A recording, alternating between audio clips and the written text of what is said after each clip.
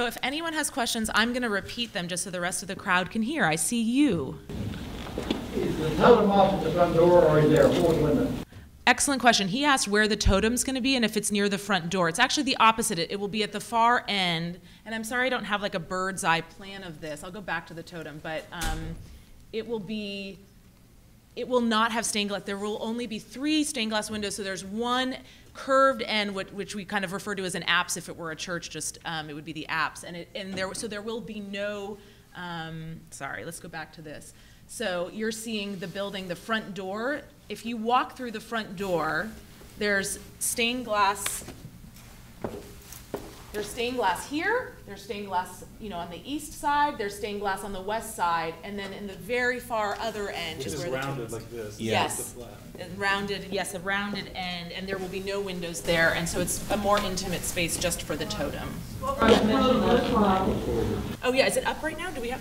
Oh, okay. Yes, and you can go across the street and look at it in the model. So I guess I didn't realize we still had it. It's in the lobby of the museum, so you'll have a chance to see it situated there. Yeah, Mickey.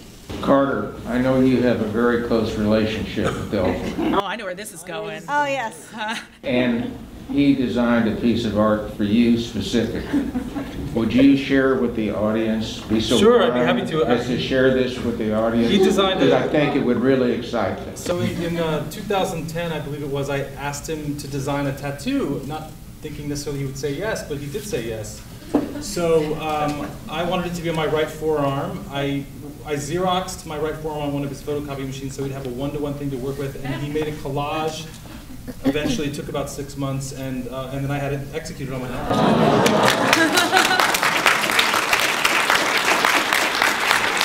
And it has an inventory number. It's in the catalog resident. It's in the catalog resident. That is so cool. That is really so beautiful.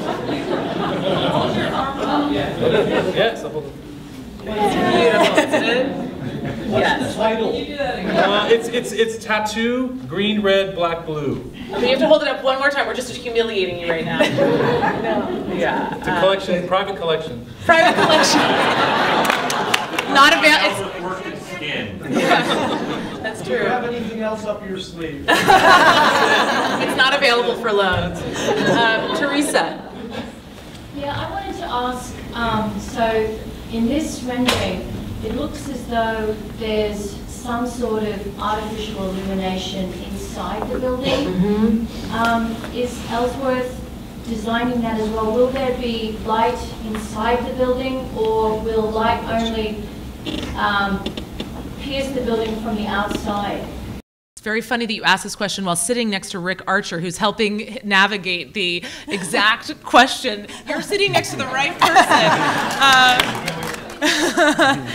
But, and Jack can chime in here as well, but it's been very clear from Ellsworth that he does not want anything spotlit, and he does not want strong artificial light on to be part of the experience. But of course, the Blanton is open we're open during evenings and dusk, and we don't want people to just walk in and fall. So there is going to be a soft light that is inside the building, but really it's not going to feel like, it's really mostly natural light, and that soft light is going to be coming on when it's too dark outside. Do you want to add anything here, Jack, about this? I think mostly if you look at a lot of art, Ellsworth particularly likes a washed wall, not spots on anything, because it basically becomes another element in the thing that you're looking at. So whenever we go to museums or any installations that Ellsworth does, we work with the lighting people quite a bit to try to get this wall washed effect, that it isn't spotlit or isn't one part of the wall that's being lit, just that the whole wall is being lit, like an artwork. Mm-hmm. He considers the wall part of the piece. So, and also the concept of just changing lighting conditions is part of the concept of the piece. The fact that it will look different in different lighting conditions when you go in is one of the great things about it. Absolutely. I'm glad you mentioned that, because I think that's one of the things I'm most excited about. Like the idea that a student might be you know, cycling by and come in for a few minutes in the morning and then come back the next week. You know, I think, I mean, we've had a dramatic example of this yesterday and today, that the light could not have been, I kept thinking, like, what would it have been like to be inside the building today and yesterday? There was a tiny little bar near where my parents grew up in Ireland. It was about the size of the stage, and in the old days they called bars shops because you could go there and buy groceries but also like a pint of Guinness. And this man who ran this bar, this shop, was born in that space and ran that space until he was 103, I think. He was quite famous in the village, and he never turned the lights on. And we used to go there and have pints and chat with him, and he would be asleep, and then when you came in, he would wake up and just serve you. And I asked him, why do you never turn the lights on? Because he said it's important to see the light all day. Oh, that's beautiful. That is beautiful. Yes, you. So I'm thinking about the way that you described the progression of Matisse to Picasso to Kelly, and also thinking about the Rothko Chapel and James Turrell's sky spaces and that idea of experiential art. And I wondered if you could comment on where this new installation by Kelly is going to fit into that landscape of experiencing light and space, as well as interacting with the environment, still kind of bringing all that in. So I think you speak well, and I think most people probably heard you, but you were asking, your question was not just about the trajectory of Matisse, Picasso, Ellsworth, Kelly, but how this project is going to fit in with other experiential installations. People, you mentioned the James Turrell Sky Space, we have one here on the UT campus, and sort of how it will fit into that tradition as well. Does anyone want to tackle that in this group? Well, it's not that it's going to be like a James Turrell Sky Space, but it's more like that than maybe the Rothko Chapel, which was designed by, you know, you have these Rothko panels and then a different architect designing the space. So it's not this is as you said, a Gesamtkunstwerk. So it'll be like walking into an Ellsworth Kelly that in a way that we never have had before. So I think that's interesting in that sense. And it's a Turrell, he's in full control of your experience, and so it's different than just a simple marriage of a different architect and a different artist. This is one whole thing. I think the pivot points that you describe are there, but I think with Ellsworth, I am 100% confident that what you get will be a unique experience. You know, the Austin will have it's a collage, or it's a coming together of aspects of his practice that it will be singularly represented in this in this object, like the building and what's inside it, and I think it's a chance, it's an opportunity for you, the audience, to be that much closer to understanding Ellsworth, but only that much. Other questions? Yes, Colin. So I'm interested in going back to the beginning of the conversation where you were talking about how all of his works come from observation, and even if it's not apparent to us how they're linked to the real world. I'm curious if Ellsworth has his own stories and remembers from all of the different works where they come from in life, and if he humors questions about these paintings' origins, and if any of you have had particularly notable conversations with him, remembering where paintings come from. Less his paintings than more his drawings, but I'm astonished to pull out drawings with him. He pulls them out, and from the 50s, and he remembers every single person he drew. I mean, it's unbelievable. It's like a capacity for memory that seems superhuman.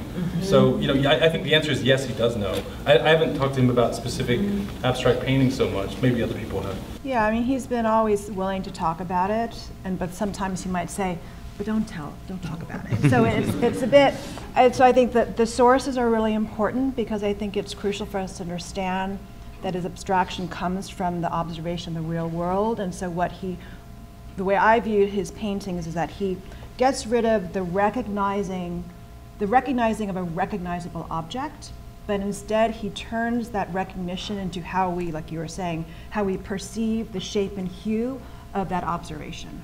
whether it's a window or whether it's a landscape, and creating a beautiful curve that happens to be inspired by the curve of a mountain in the distance or a hill.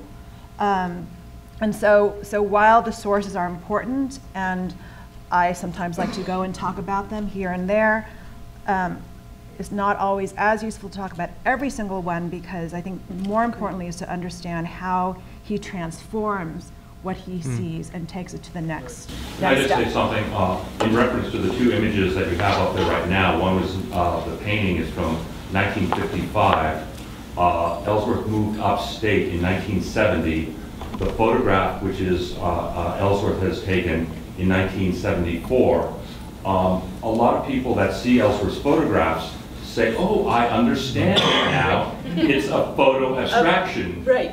But in actuality, this is just backwards. Right. He actually saw that shape, 20 years later, that he recognized in the world of a painting that he did in 1955. So I think a lot of people see the photographs, and we're just about to do probably a book of his photographs, and he's always not wanted to show them because he didn't want people misunderstanding.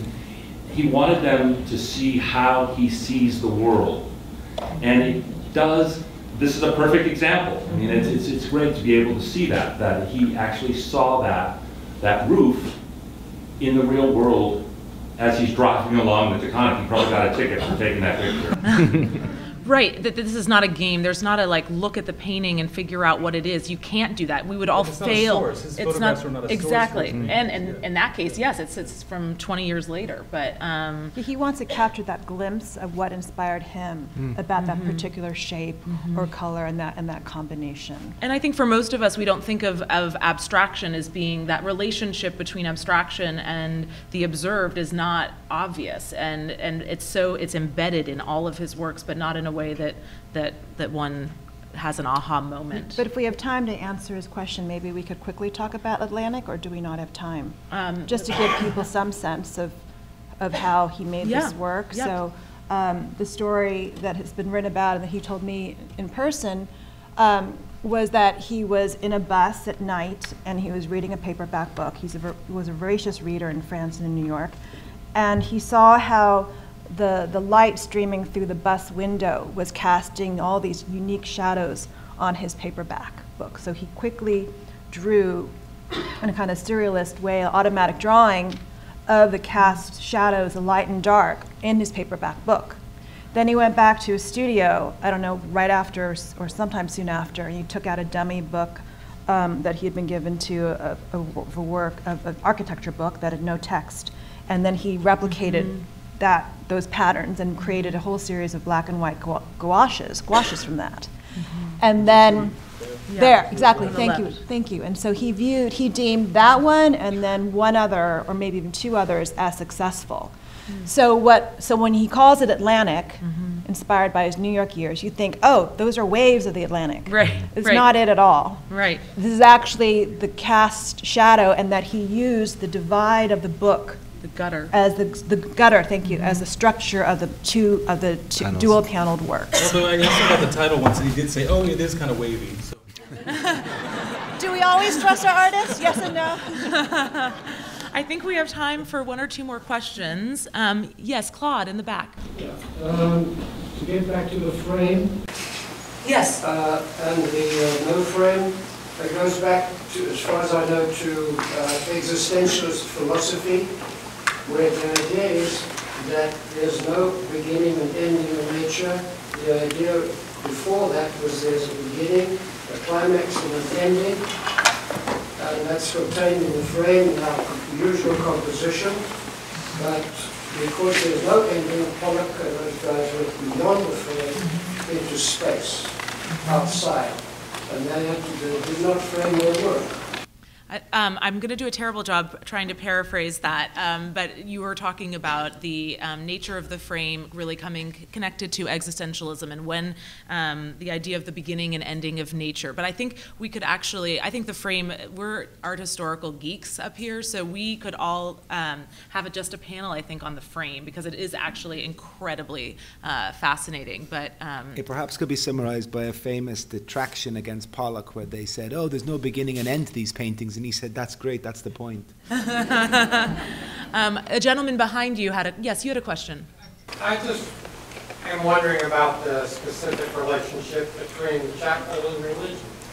Oh, I'm glad you asked, between chapel and religion. I know Carter talked about that too, and I think, again, it's easy to sometimes misunderstand these things because of the connection that it does have. He's clearly looked, as Carter, I think, said beautifully, he's obviously looked at so many Romanesque churches in France and been inspired by that, that tradition. But this space has no denominational program whatsoever. Ellsworth is not, this is not a religious space of any kind. It's really just I loved what you said, that you are not religious yourself, but think you've been to more, cathedrals than probably than a lot of Catholics, because really, like, so much of early art, amazing. I mean, if you've ever had the experience of going to Chartres or Sainte-Chapelle, these are some of the most extraordinary works of art, and you do not need to share the religion or even have a religion to, I think, experience the power of them. But I'm glad you asked that question. I saw you had a question, Eric. Was it you that had a question? Or was it you, John?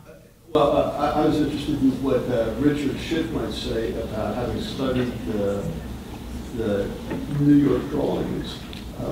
Whether you see the chapel an evolution or a transformation of what he was doing there. Well, the black and white marble pieces are, very reminiscent of the New York drawings, the small works on paper. That's what you're referring to, the works from the 50s. Well, the ones that you wrote on. Yeah, yeah. Sure, so there are.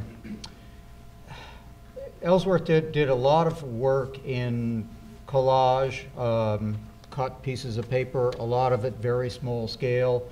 I think it was a way for him to record and remember and play a little bit with shapes, interesting shapes that he would see, which might be just fragments of a scene.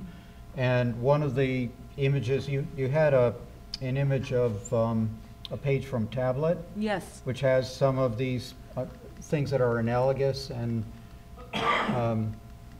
there's a paper cup that he found that had the thing in the lower left corner that had been crushed, and he was simply interested in the cone-like shape because of the angle and the curve and the straight lines. I mean, it's already an Ellsworth Kelly. Mm-hmm. It has blue and white in it, and but he wasn't interested in the pattern that's on it. Uh-huh. So we get, I mean, he's always capable.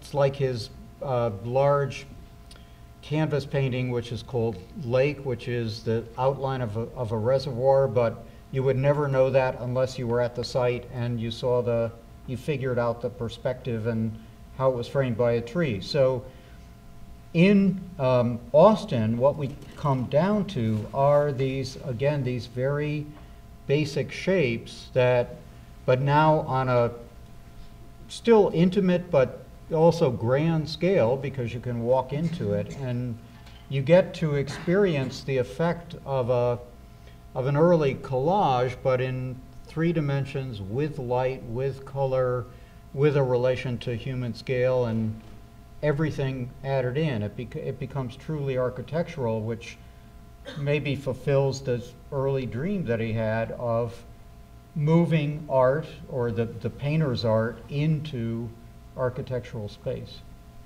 Well, on the note of dreams, I think we should actually end here and allow you all to enjoy the rest of your afternoon. Thank you so much for being here, and